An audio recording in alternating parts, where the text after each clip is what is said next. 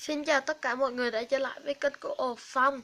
Hôm nay chúng ta sẽ chơi một game mới, đó chính là Chú Khỉ Bùng Ba. Yeah, tôi sẽ chơi thôi.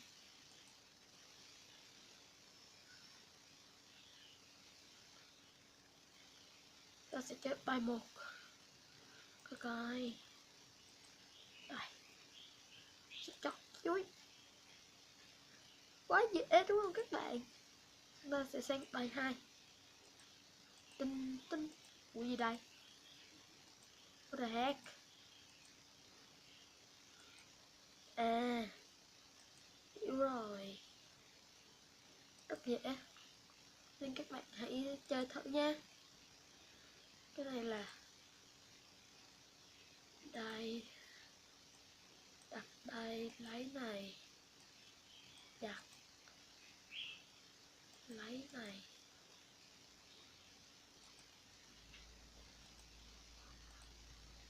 lấy này, thì bỏ vô, rồi lấy này, tăng lên đây, đặt tiếp, rồi cất đi, rồi nhặt cái này bỏ vô đây, nhặt cái này bỏ vô đây, xong.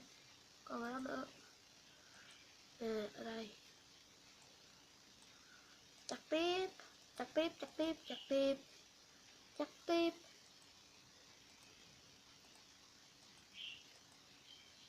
Dễ qua bài rồi. Chúng ta sang bài 4. Này là cái gì? Ồ, có gì đây? Mình sẽ đi kiếm.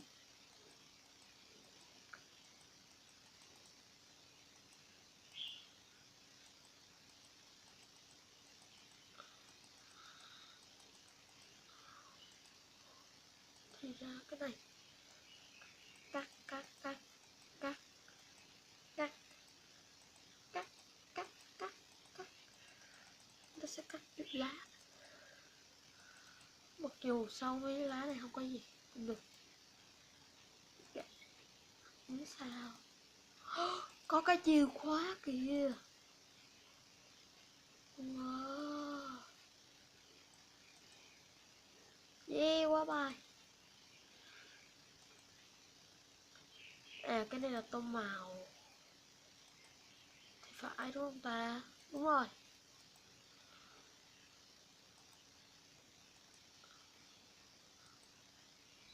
Này, quét ở đây.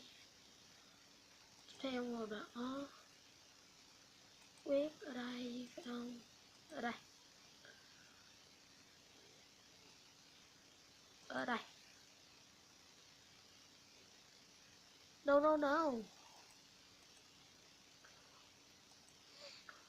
Đây. Đây. Màu tím.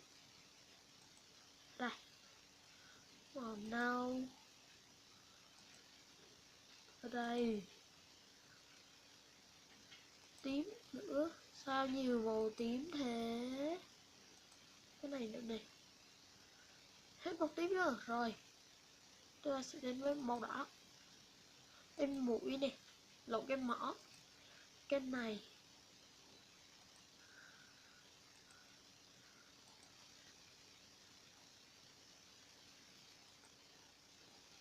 Cái này là màu nâu. Yeah, qua bài. Được rồi, chúng ta sẽ tiếp tới bài 6.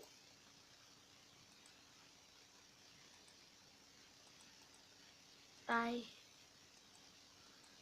Cái này là cái chi?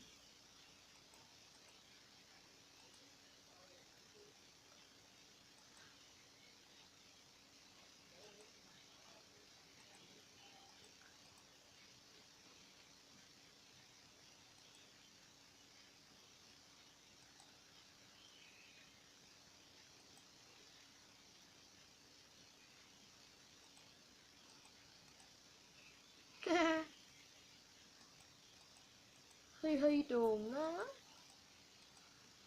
Tôi sẽ phá banh nha. Được chưa? Rồi. Chúng ta sẽ lên tầng trên.